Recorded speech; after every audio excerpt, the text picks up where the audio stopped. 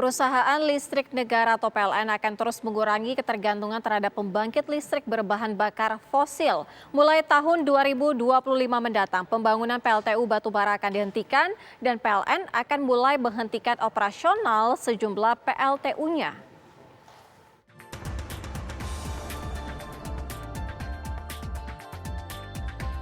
Di tengah tingginya tuntutan global terhadap energi bersih, perusahaan listrik negara akan mulai menghentikan pembangunan PLTU batubara baru pada tahun 2025 mendatang. Bukan hanya menghentikan PLTU secara bertahap, PLN justru akan menghentikan sejumlah pembangkitnya yang berbahan bakar fosil, terutama batubara. Wakil Direktur Utama PLN Darmawan Prasojo mengungkapkan PLN telah berkomitmen secara bertahap untuk mempensiunkan seluruh PLTU batubaranya mulai tahun 2025. Seluruh pembangkit batubara milik PLN bahkan ditargetkan sudah tidak lagi beroperasi pada tahun 2060. Bagaimana kita bisa mencapai karbon neutral di tahun 2060? Lanjut. Nah, untuk itu kami membangun suatu timeline retirement dari PLTU batubara. Di tahun 2025 kami minggu lalu dan minggu sebelumnya, ini sebelum Lebaran, kami juga sudah maraton ini dengan Pak Dirjen. Timnya ini sudah seperti satu keluarga, ini dalam pembahasan dalam satu kesamaan pandangan, yaitu pertama antara 2025 sampai 2030, ini arahan Pak Dirjen ada di sini, saksinya ada di sini, itu sudah mengharamkan, bahkan berpikir perencanaan PLTU saja sudah diharamkan. Nah, untuk itu di tahun 2025 ada rencana yaitu replacement perencanaan PLTU dan PLTMG dengan pembangkit listrik tenaga EBT. Sementara itu, anggota Komisi 7 DPR RI Maman Abdurrahman meminta agar PLN berhati-hati dalam menghentikan PLTU batubara.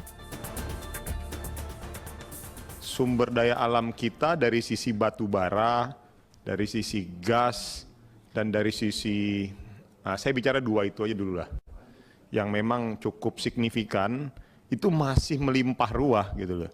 Jangan juga akhirnya karena kita mau menuju ke zero karbon, akhirnya kita terjebak gitu loh.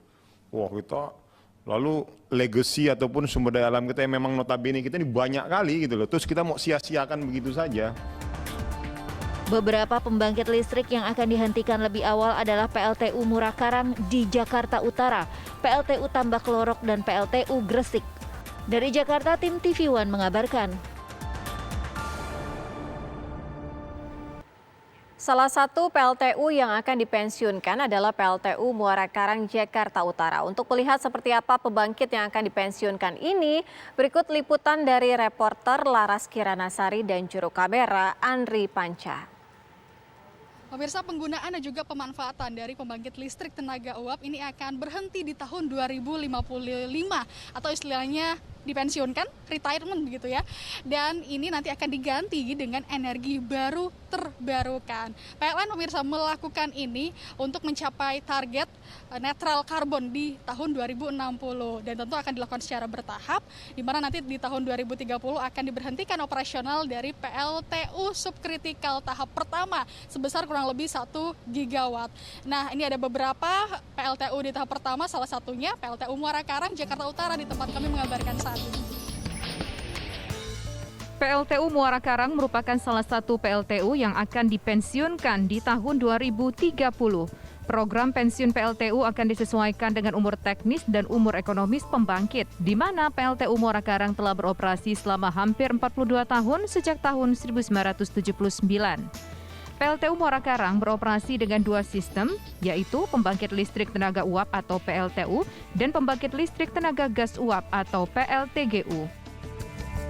Namun kini PLTU tengah tak beroperasi dan dalam kondisi standby, hanya beroperasi jika dibutuhkan. PLTU menggunakan bahan bakar minyak MFO dan juga gas, di mana bahan bakar minyak MFO hanya digunakan jika pasokan gas terkendala. Selain itu, PLTU dan PLTGU Muara Karang berperan penting dalam menyuplai listrik bagi tempat-tempat VVIP di DKI Jakarta dan sekitarnya yang dikelola oleh PT Pembangkitan Jawa Bali. Di antaranya Istana Negara, Gedung MPR DPR, Stasiun MRT, serta Bandara Soekarno-Hatta dan Halim Perdana Kusuma. Terletak di Teluk Jakarta, PLTU Muara Karang menghasilkan daya sebesar 400 MW dan secara total jika digabungkan dengan PLTGU maka berkapasitas 1.600 MW. Kapasitas daya tersebut berkontribusi sebesar 30% untuk memenuhi kebutuhan listrik di DKI Jakarta. Dari Jakarta, Laras Kiranasari, Andri Panca, TV One, mengabarkan.